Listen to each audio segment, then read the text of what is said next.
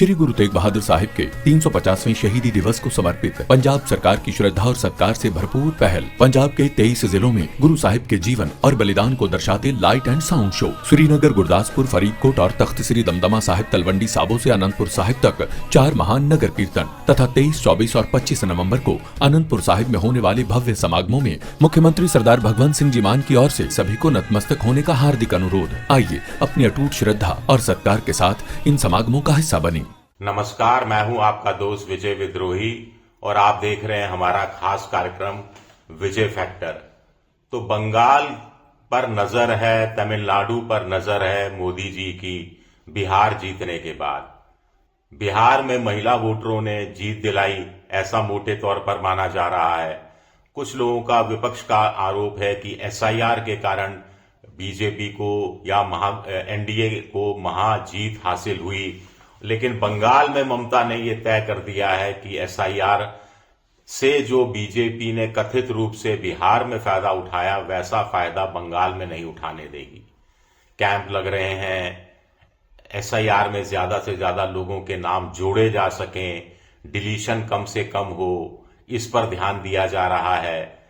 ऐसा ही महाराष्ट्र में हुआ था, उससे पहले हरियाणा में हुआ, कुछ हद तक दिल्ली में हुआ, फिर बिहार में हुआ, और अब मोदी जी ने कहा है कि बिहार में जीतने के बाद अब बंगाल में जीत का द्वार खोल दिया गया है और बंगाल में भी जंगल राज खत्म होगा। तो ये जीत का जो द्वार खुल गया है बिहार से, और गंगा भी बिहार से होते हुए बंगाल बहती है, तो इसके पीछे कोई राजनीतिक सियासी अर्थ भी छुपा हुआ है क्या?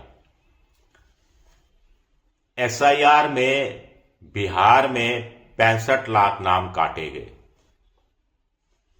ये जो ड्राफ्ट लिस्ट बनी उसमें 65 लाख नाम काटे गए। उसके बाद जो फाइनल लिस्ट बनी उसमें करीब 21 लाख नए नाम जोड़े गए, जिसमें फर्स्ट टाइमर 14 लाख थे, और लोगों के कहने पर, शिकायत करने पर 3.5 लाख नाम काट दिए गए। तो 14 लाख नाम जोड़े जाते हैं, पहली किस्त में 65 लाख नाम काटे जाते हैं, दूसरी किस्त में 3.5 लाख नाम जोड़े जाते हैं, काटे जाते हैं, माफ कीजिएगा, और फाइनल फिगर करीब 47 लाख नाम काटने का आता है। और ममता को ये 45 लाख का फिगर ही ज्यादा डराता हुआ नजर आ रहा है। क्यों? क्योंकि बीजेपी का तो एक थोड़ा, अगर आप आंकड़ों में देखें तो उत्थान नजर आता है बंगाल में। जो इस बीजेपी ने 2006 में सिर्फ 2% वोट हासिल किए थे, उसी बीजेपी ने 2016 में 10% वोट हासिल किए और 3 सीटें मिली। कुल मिलाकर शायद 50 या 60 लाख वोट मिला था। लेकिन 2021 में यही बीजेपी 30% वोट हासिल करती है, यानी 3 गुना वोट हासिल करती है, और 77 सीटें बढ़कर 3 से 77 हो जाती हैं। अपोजिशन पार्टी का दर्जा बीजेपी को आधिकारिक रूप से बंगाल में मिल जाता है। ममता इसी कारण परेशान है। हालांकि ममता अभी तक बंगाल अस्मिता के नाम पर चुनाव जीतती रही हैं। उनका प्रसिद्ध नारा रहा है, वो बीजेपी को आउटसाइडर पार्टी बताकर उनके खिलाफ एक माहौल बनाती रही हैं। बाहरी बनाम बंगाल की बेटी, ये उनका नारा रहा है। आइडेंटिटी पॉलिटिक्स, बंगाली अस्मिता की बात वो करती रही हैं। लेकिन एसआईआर का डर क्या ममता को सता रहा है? अब ममता अगर चाहे तो भी एसआईआर को रोक नहीं सकती। मामला सुप्रीम कोर्ट में गया था बिहार की एसआईआर को लेकर। बिहार में नई सरकार का गठन हो गया। नई सरकार अगले कुछ दिनों में कामकाज करना भी शुरू कर देगी। लेकिन बिहार में जिस एसआईआर को लेकर चुनौती दी गई थी सुप्रीम कोर्ट ने आज तक उस पर अपना अंतिम फैसला ही नहीं सुनाया है। सुनवाई का दौर जारी है। तो ममता को एहसास है कि अगर महाराष्ट्र में 42 लाख वोट ऊपर नीचे होने से महायुति सत्ता में आ सकती है। हरियाणा में 25 लाख वोटों की हेराफेरी, कथित रूप से हेराफेरी से बीजेपी लगातार तीसरी बार सत्ता में आ सकती है। बिहार में भी 42-45 लाख वोट इधर उधर होने की आरोप लगता रहा है, जिससे बीजेपी या एनडीए को 90% की स्ट्राइक रेट हासिल हो सकती है। तो क्या ये चमत्कार बंगाल में और तमिलनाडु में नहीं हो सकता? तमिलनाडु का जिक्र किसी अन्य वीडियो में करेंगे, लेकिन आंकड़ों के हिसाब से देखा जाए तो बड़ा इंटरेस्टिंग है। आंकड़े कहते हैं कि 2021 के पिछले विधानसभा चुनाव में ममता को 2,87,00,000 वोट मिला था, लेकिन बीजेपी को भी 2 करोड़ प्लस वोट मिला था।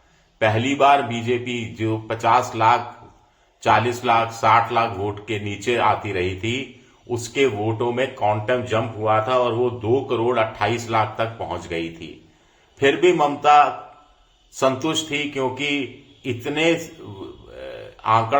वोट लाने के बावजूद बीजेपी 77 सीटों पर सिमट गई थी और ममता 294 में से 221 या 223 सीटें जीतने में कामयाब हो गई थी और दोनों के बीच में 59 लाख वोटों का फर्क था। यानी बीजेपी के मुकाबले ममता को 59 लाख वोट ज्यादा मिला था।